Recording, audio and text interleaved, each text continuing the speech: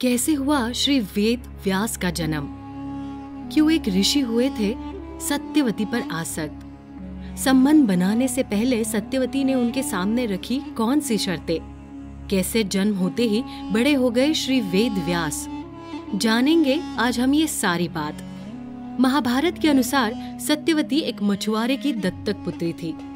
सत्यवती राजा उपरीचर से होती हुई एक मछली के अंदर पाई गई थी और उसे खोजने वाले मछुआरे ने उसे गोद लिया था। चूंकि वो एक मछली के अंदर पाई गई थी, उससे एक भयानक गंध निकल रही थी, जिसके कारण उसे मत्स्यगंधा कहा गया, जिसका अर्थ था मछली की गंध वाली। मछली की गंध के कारण उसके कोई दोस्त नहीं थे और वो ज्यादातर समय अपनी नाव से लोगों को कालिंदी नदी के पार ले जाने में बिताती थी। एक बार पराशर ऋषि उनकी नाव पर सवार हुए। गंध के बावजूद वो उन पर मोहित हो गए और उन्होंने मत्स्यगंधा के साथ संबंध स्थापित करने की बात कही। सत्यवती, जो तब तक कुंवारी थी, चकित रह गई, लेकिन मना नहीं कर सकी। उसने ऋषि से कहा कि उनसे निकलने वाली भयानक गंध कुछ ऐसी है जिससे वो भी घृणा करती है और ऐसी परिस्थितियों में वो उनके साथ संबंध कैसे बना पाएंगे। ऋषि ने तब अपनी शक्तियों के माध्यम से उसकी मछली की गंध को हटा दिया और उसे कस्तरी की गंध दे दी, जिससे उसका नाम योजना गंध पड़ गया, अर्थात ऐसी लड़की जिसके शरीर की महक एक योजन दूर तक जाती है। सत्यवती को अब अपने कौमार्य खोने का डर सताने लगा, क्योंकि पराशर ऋषि तपस्वी होने के कारण उनसे विवाह तो करेंगे नहीं और समाज का प्रकोप उनको अकेले ही सहना पड़ेगा। इस पर ऋषि पराशर ने उससे वादा किया था कि वो उनसे संबंध बनाने के तुरंत बाद दोबारा कुंवारी हो जाएगी और किसी को पता नहीं चलेगा। सत्यवती ने ये भी कहा कि वो इससे गर्भवती हो सकती है।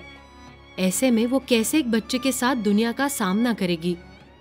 ऋषि पराशर ने फिर उनसे वादा किया कि वो तुरंत एक बच्चे को जन्म देगी तो तुरंत बड़ा हो जाएगा और अपने रास्ते पर चला जाएगा। इसके बारे में किसी को पता नहीं चलेगा। और आखिर में सत्यवती ने पूछा कि सब कुछ ठीक था, लेकिन दिन के उजाले में किसी ने उनको देख लिया तो? और अगर उन्होंने नाव चलाना छोड़ दिया तो नाव भी तो पलट सकती है। पराशर मुनि अब तक बहुत आतुर हो चुके थे और उन्होंने सत्यवती से कहा कि वो नाव को नदी के बीच में एक द्वीप के पास ले जाए। वहां पहुंचते ही ऋषि पराशर ने वहां गहरा कोहरा कर दिया, जिससे किसी को भी नाव दिखाई न पड़े। अब सत्यवती के पास कोई और विकल्प नहीं बचा था। इसके तुरंत बाद वे संबंध स्थापित करते हैं, जिससे सत्यवती एक बच्चे को जन्म देती है, जो तुरंत बड़ा होकर एक आदमी बन जाता है और अंधेरे में पैदा होने के कारण और एक द्वीप में जन्म लेने के कारण कृष्ण द्वैपायन के रूप में जाना जाता है। यही कृष्ण द्वैपायन आगे चलकर ऋषि वेद व्यास के रूप में जाने जाते हैं।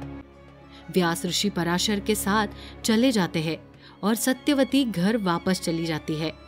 घर में जब उनसे उनकी बदली हुई गंध के बारे में पूछा जाता है तो वो उसे ऋषि पराशर का आशीर्वाद बताती है और इस तरह लंबे समय तक अपने बिना विवाह के उत्पन्न हुए पुत्र का राज दुनिया भर से छुपाती है।